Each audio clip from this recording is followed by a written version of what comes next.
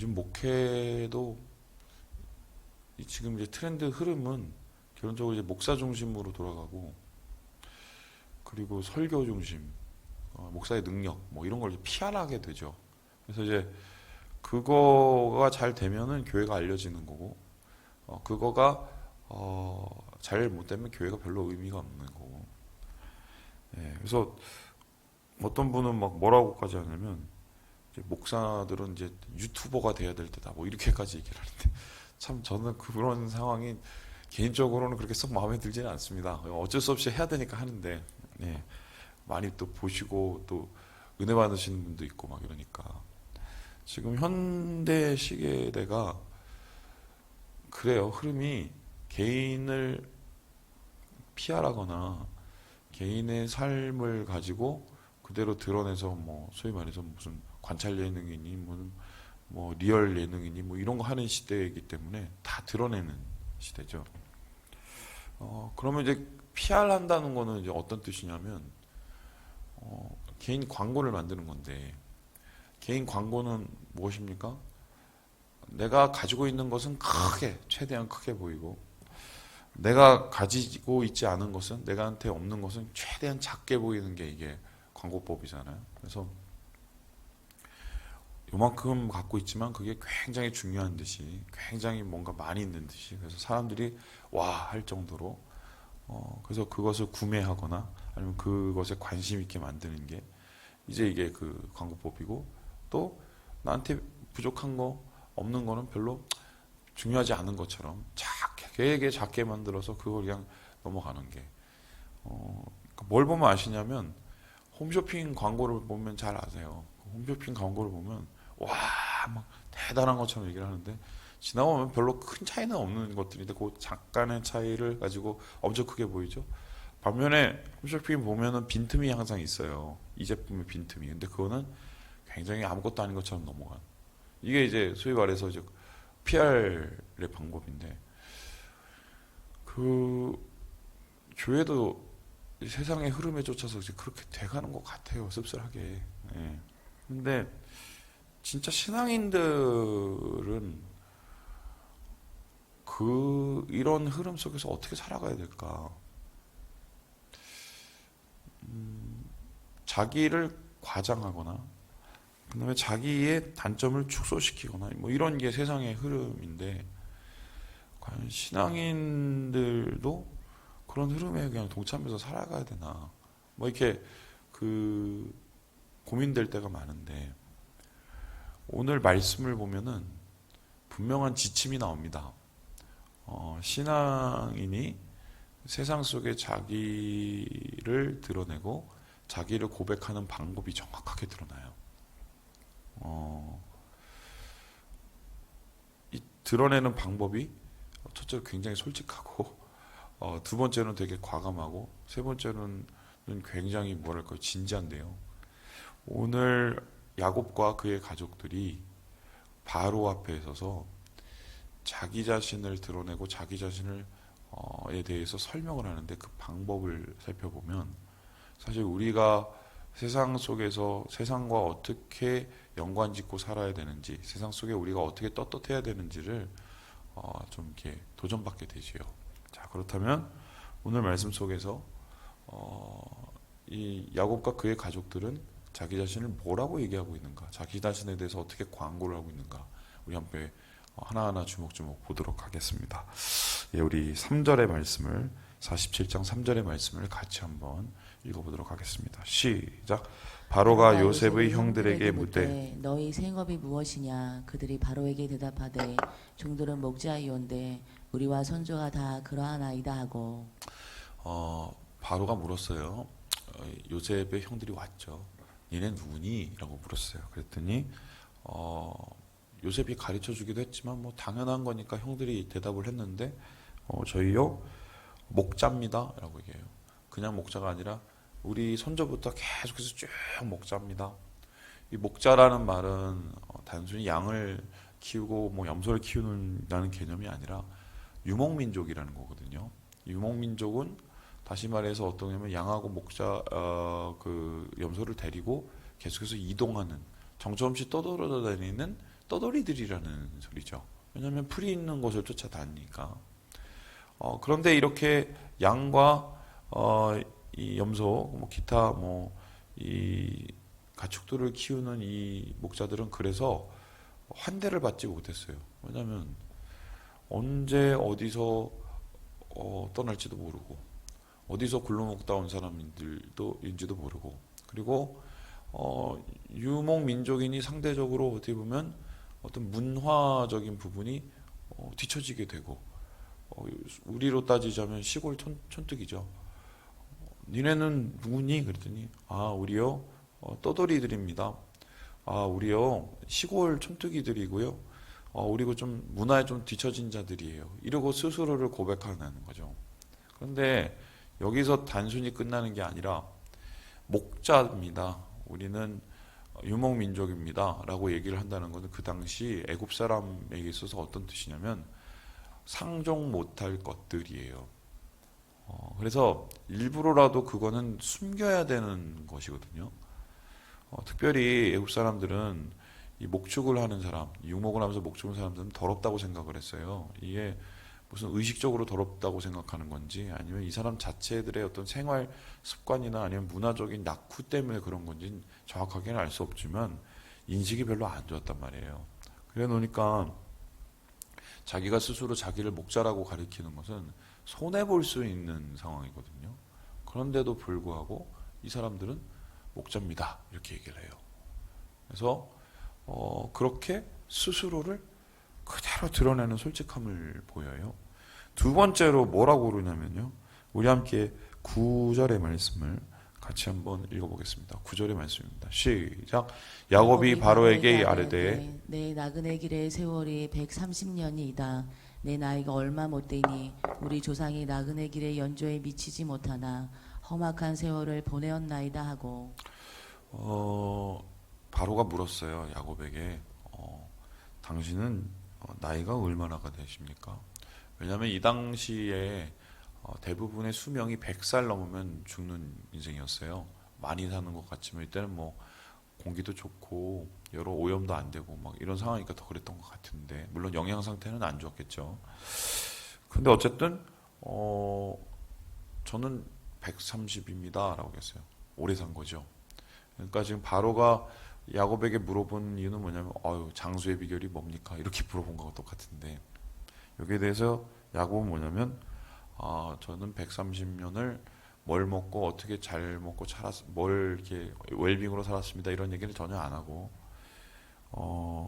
이렇게 얘기해요. 첫 번째는 뭐냐면 난 나그네입니다.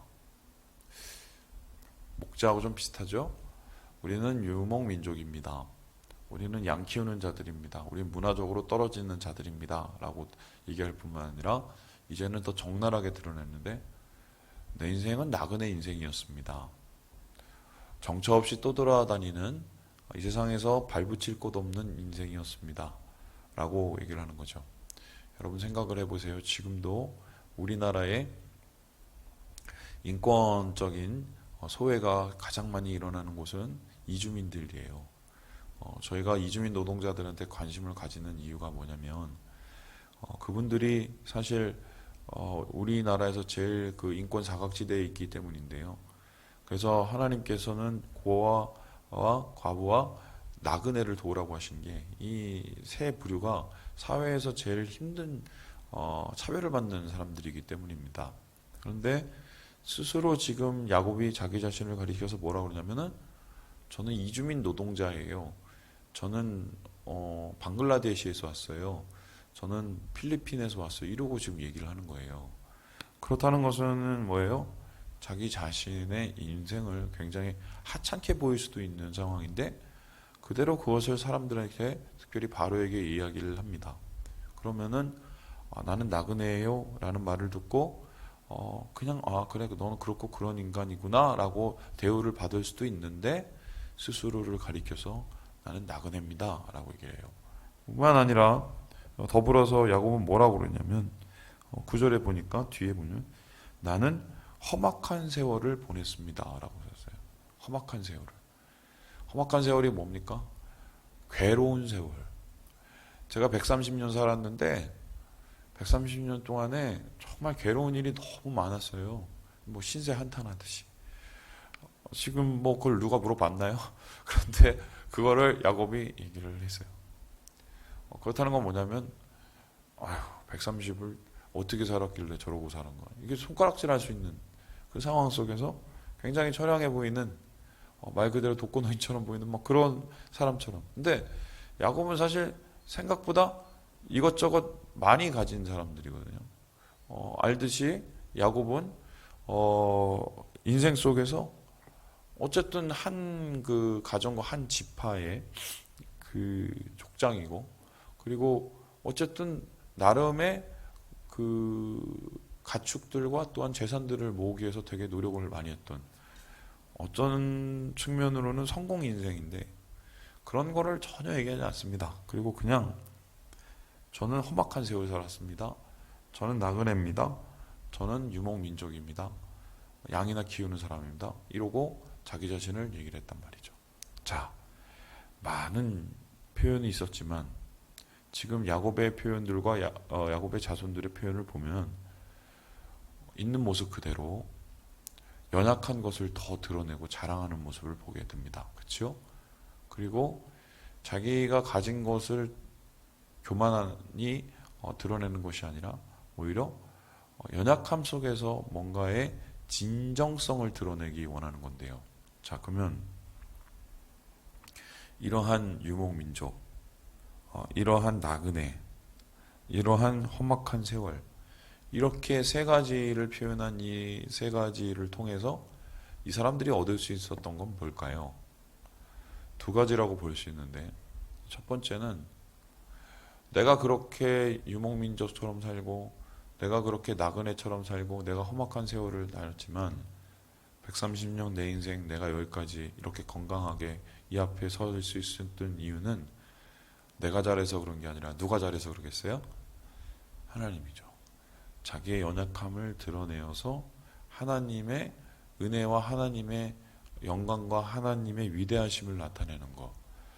예수 믿는 사람은 어디 가나 내가 드러나는 게 아니라 주님이 드러나야 돼요. 내가 그 자랑과 영광의 정점에 서 있으면 그 사람은 예수 믿는 사람이 아닙니다. 예수 믿는 사람은 어디서나 하나님의 은혜로 서 있는 것을 나타낼 수밖에 없어요. 그게 진짜니까. 그리고 예수 믿는 사람은 어디서나 나의 자금과 약함을 자랑할 수밖에 없어요. 왜요? 그래야 하나님이 드러나시니까. 그래서요, 지금 야곱의 고백과 야곱의 자손들의 고백은 결국 보면 하나님을 피하라고 있는 거죠. 내가 아니라 하나님, 내 힘이 아니라 하나님의 은혜, 내 뜻이 아니라 하나님의 보호하심과 계획하심, 이거를 이제 드러내면서 하나님을 드러내고 있고, 두 번째로 이러한 이 연약한 고백을 하게 된 이유는 뭐냐면 결론적으로 속셈이 있는데요. 우리 함께 11절의 말씀을 읽고 마무리하도록 하겠습니다. 11절입니다. 시작. 요셉이 바로의 명령대로 그의 아버지와 그의 형들에게 거주할 곳을 주되 애굽의 좋은 땅 라암셋을 그들에게 주어 소유로 삼게 하고. 이렇게 고백을 하고 뭐 목자입니다, 나그네입니다라고 얘기한 이유는 궁극적으로 하나님을 드러낼 뿐만 아니라 또 다른 좀 목적이 있었는데, 그 목적이 뭐냐? 고센 지방, 다른 말로는 라암셋이라고 하는데 나중에 고센 지방에 머물려고 이런 얘기를 다 한 거예요. 고센 지방은 어제 잠깐 말씀드렸지만 애굽의 변방이고, 그리고 가나안과 제일 가까운 곳이거든요. 그런데 왜 그 고센 지방에 머물려고 했을까? 애굽과 거리를 두는 거죠. 그래서 세상에 속하지만 세상에 동화되지 않으려는 이 사람들의 노력이고, 뿐만 아니라 언제든 다시 주님이 말씀하실 때에 나의 본향인 하나님의 땅으로 돌아가려는 그 중심입니다. 그래서요, 예수 믿는 사람은 항상 기억해야 되는 게, 지금 여기가 우리는 잠시 머무를 곳이지 주저앉거나 완전히 여기서 내려앉을 곳은 아니라는 거예요. 여기에 주저앉거나 내려앉는 게 목적인 것처럼 살면 우리 인생만큼 비참한 인생은 없습니다.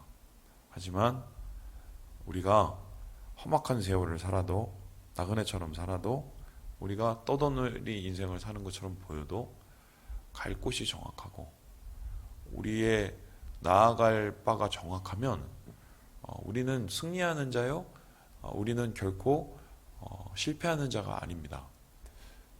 왜냐하면 정확한 목적지가 있기 때문인데, 오늘 야곱의 고백 속에는 그러한 목적지가 선명히 보이고 그것이 최소한 애굽이나 세상의 부귀와 영화는 아니라는 것을 말씀 속에서 찾아보게 되는 것입니다. 예, 말씀 마칩니다. 우리 이 고백을 기억하셔서 내가 아닌 하나님이 드러나는 삶, 그리고 갈 바를 정확히 아는 삶, 이곳이 아니라 천국을 향하여서 저 높은 곳을 향하여서 나아가는 삶을 살아가시는 우리 모든 형제 자매들 되시길 주님의 이름으로 축원합니다.